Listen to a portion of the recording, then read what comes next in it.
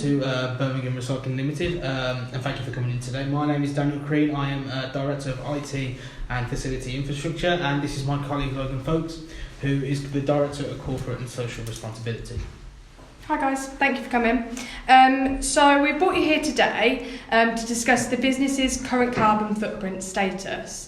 So as the Director of Corporate Responsibility, I believe we have a duty as a business to support green initiatives in reducing our carbon emission outputs.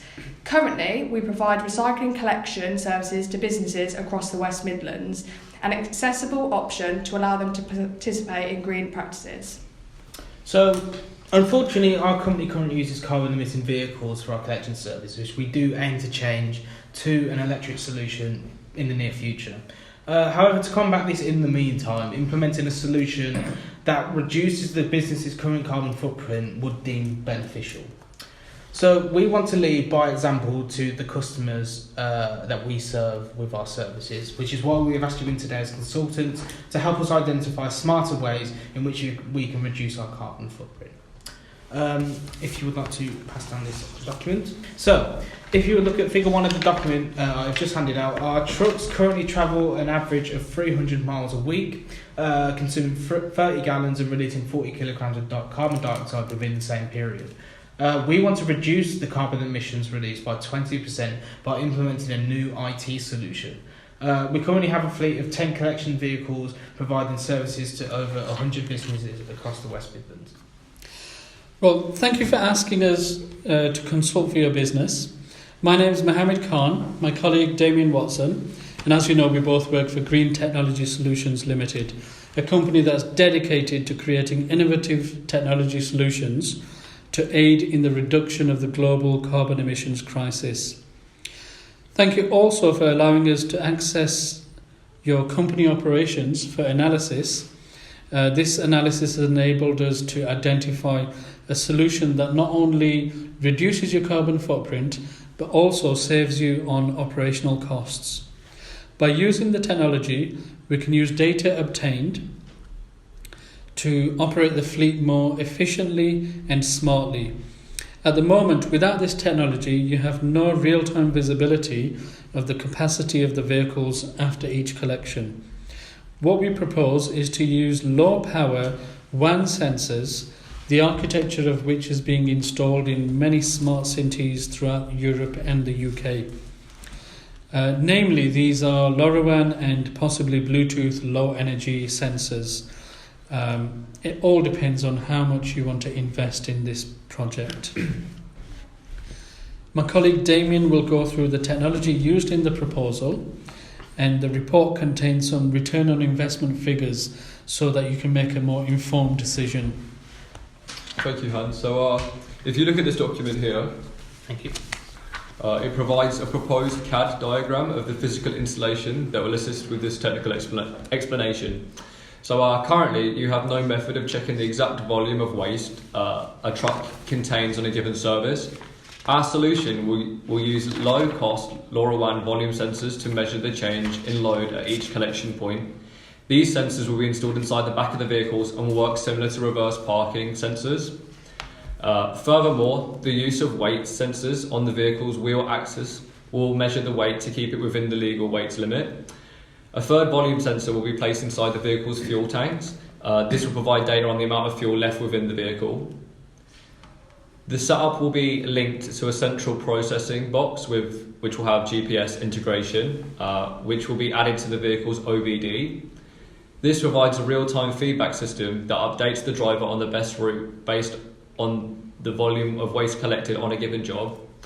As well as this, the system will have Google Maps integration, which will have access to a smart route selection system. This will mean your trucks will produce the least amount of carbon emissions in each journey. Furthermore, a long-term analysis can estimate the number of vehicles required in each job in relation to individual clients. This will provide substantial changes to your carbon emission output by removing entire vehicles off your operational schedule.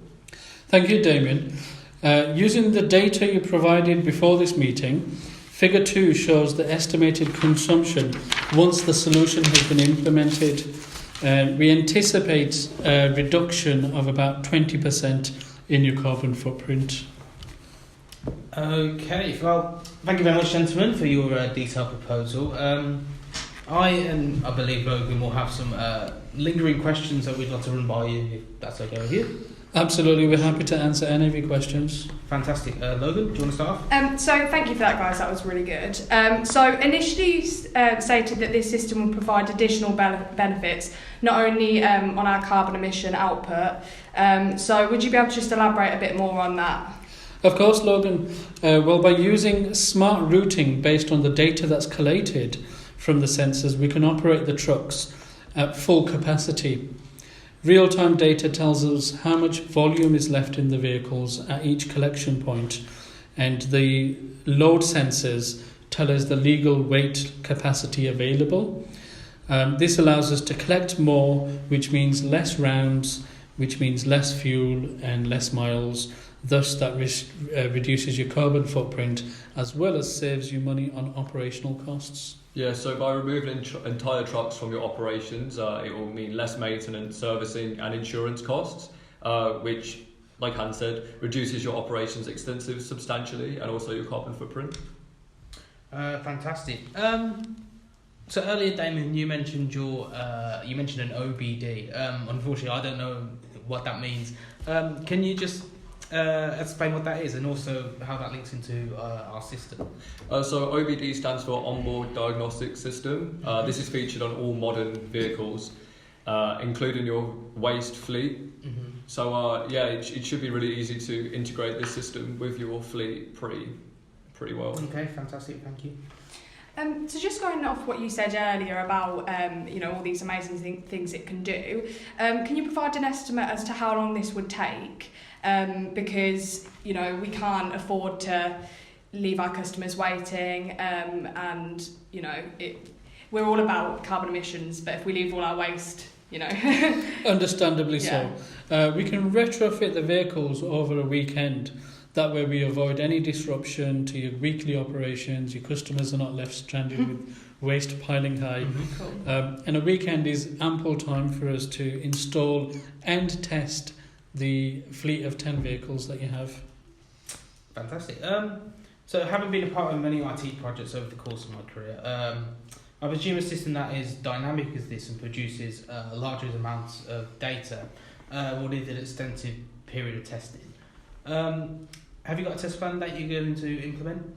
Yes, we do. So due to the large geographical area covered by your fleet at the moment and monitoring individual collections, we have estimated that it will take around 3 to 4 months of data collection and testing that will be required to allow the system to collect primary data that is both valid and represents the business operations. Mm-hmm.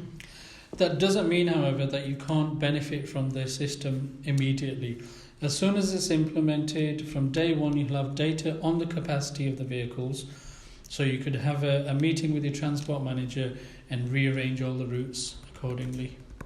Fantastic. All my lingering concerns have been answered. Logan, do you have any? Yeah, no, that was great. Thank you. Fantastic. Thank you very much for coming in today, guys. I think your solution is something that we definitely want to research more into and create a rapport with you guys to see how we can invest in your solution.